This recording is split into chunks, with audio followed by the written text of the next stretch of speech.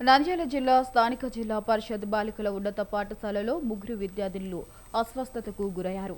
అస్వస్థతకు గురైన విద్యార్థినులను ప్రభుత్వ ఆసుపత్రికి తరలించి చికిత్సను అందించారు.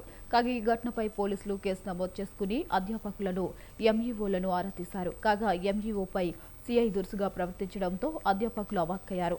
తోటి విద్యార్థిని బర్త్డే సందర్భంగా పాఠశాలలో చాక్లెట్ పంపిణీ చేసినట్లు ఎంఈఓ తెలిపారు. ఈ నేపథ్యంలో ఆహారంలో లోపమేమో అనే అనుమానంతో మధ్యాహ్న భోజనాన్ని తనిఖీ చేశారు.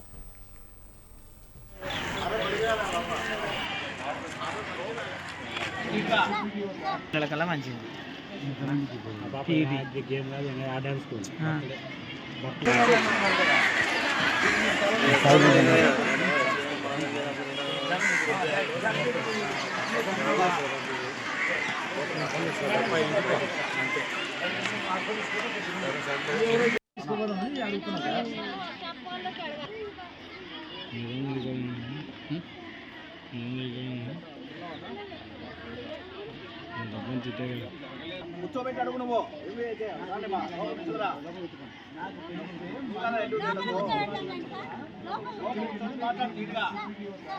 మంచిది